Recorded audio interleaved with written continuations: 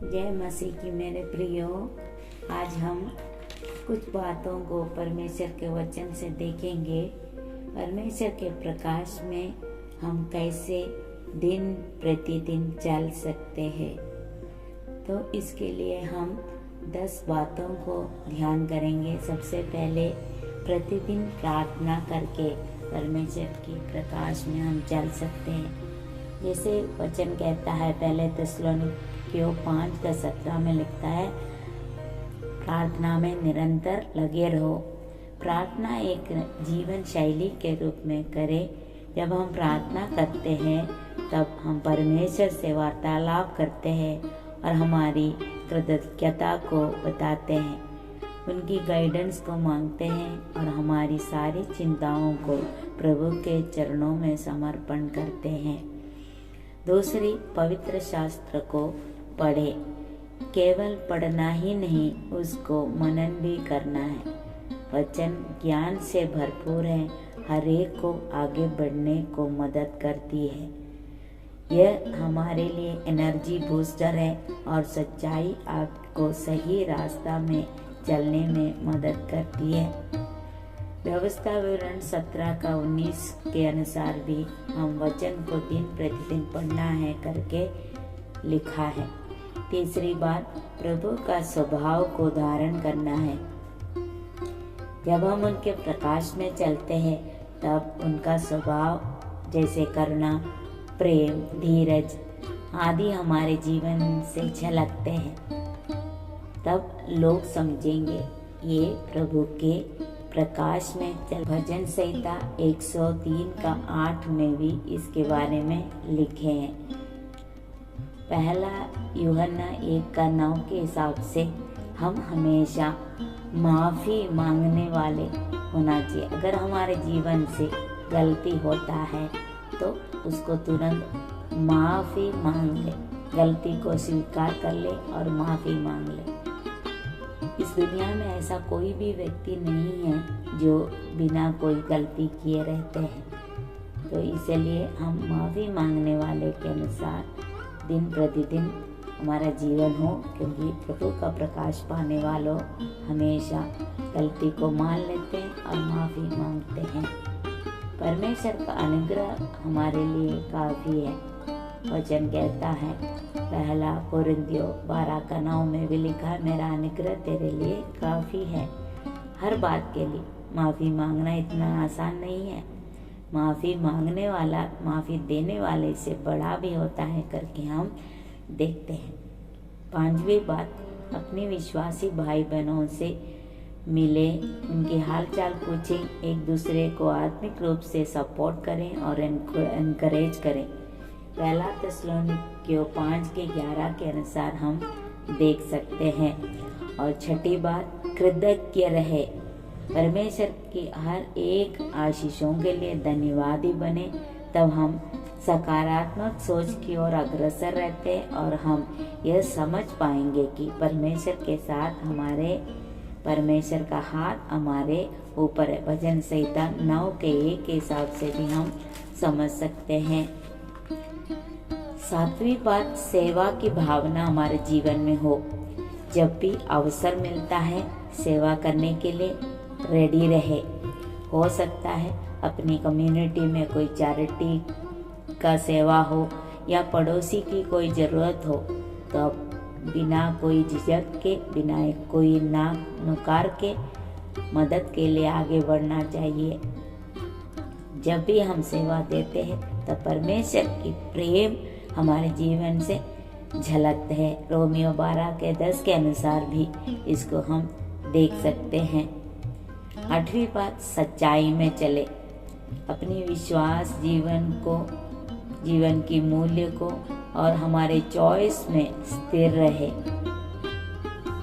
मनुष्य जैसे बोले वैसा नहीं, हमारा विश्वास प्रभु के ऊपर जैसा है उसमें स्थिर रहे। हमारे जीवन का मूल्य, हम इस दुनिया में जीने का हमारा मकसद को भी हम हमेशा पकड़े रहे। हमारा चॉइस है, हम किसको मानना है, कहाँ जाना है, क्या करना है। जहाँ हाँ है वहाँ हाँ बोलना है, जहाँ ना है तो वहाँ ना बोले। क्योंकि परमेश्वर यही चाहता है।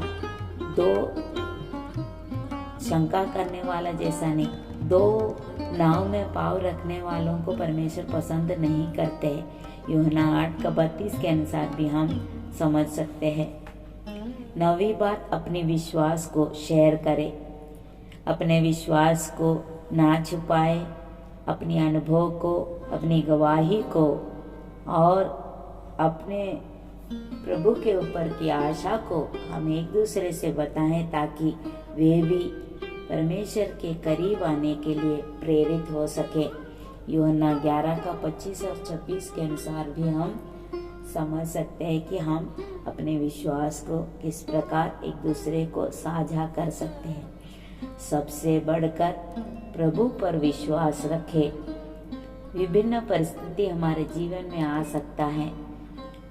जब हम प्रभु के ऊपर पूरी रीति से विश्वास रखते हैं, निर्भर रहते हैं, उनकी भलाइयों को याद करते हैं, उनकी प्रभुता को याद करते हैं, तो हमको किसी बात की डर नहीं होता और परमेश्वर हमारे संग रहता है करके हमको एक स्थिरता हमारे जीवन में आता है। रोमियो 8:28 के हिसाब से जब हम देखते हैं परमेश्वर अपने प्रेम करने वालों के लिए जो भी करता है सब कुछ भलाई को उत्पन्न करता है। तो आज हमने 10 बातों को देखा। परमेश्वर के प्रकाश में हम प्रतिदिन प्रार्थना करें। 1 थिस्सलुनीकियों 5:17 निरंतर प्रार्थना में लगे रहो। पवित्र वचन को पढ़े। व्यवस्थावरण 17:19 और वह उसे अपने पास रखे और अपने जीवन भर उसको पढ़ा करे, जिससे वह अपने परमेश्वर यहोवा का भय मानना और इस व्यवस्था और इन विधियों की सारी बातों के मानने में चौकसी करना सीखे। प्रभु का स्वभाव को धारण करे। भजन संहिता 103:8 यहोवा दयालु और अनुग्रहकारी, विलंब से कोप करने वाला और अति करुणामय है। चौथी बात, माफी मांगने का स्वभाव। 1 यूहन्ना 1:9 यदि हम अपने पापों को मान ले तो वह हमारे पापों को क्षमा करने और हमें सब अधर्म से शुद्ध करने में विश्वास योग्य और धर्मी है। 5वीं बात, अपने विश्वासी भाई बहनों से मेल जोल रखें। 1 थिस्सलुनीकियों 5:11 इस कारण एक दूसरे को शांति दो और एक दूसरे की उन्नति का कारण बने, जैसा कि तुम करते भी हो। 6ठी बात, कृतज्ञ रहे। भजन संहिता 9:1 हे यहोवा परमेश्वर, मैं अपने पूर्ण मन से तेरा धन्यवाद करूंगा। मैं तेरे सब आश्चर्य कर्मों का वर्णन करूंगा। 7वीं बात, सेवा की भावना। रोमियो 12:10 के हिसाब से भाईचारे के प्रेम से एक दूसरे से स्नेह रखो, परस्पर आदर करने में एक दूसरे से बढ़ चलो। 8वीं बात, सच्चाई में जिए। रोमियो 8:32 के हिसाब से हम देखेंगे कि तुम सत्य को जानोगे और सत्य तुम्हें स्वतंत्र करेगा।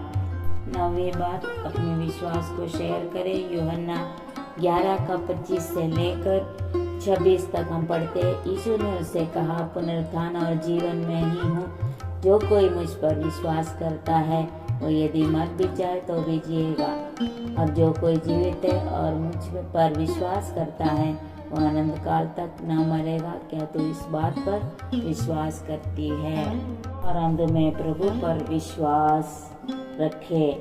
रोमियो 8:28 के हिसाब से हम जानते हैं कि जो लोग परमेश्वर से प्रेम रखते हैं उनके लिए सब बातें मिलकर भलाई को उत्पन्न करती है, अर्थात उन्हीं के लिए जो उसकी इच्छा के अनुसार बुलाए हुए हैं।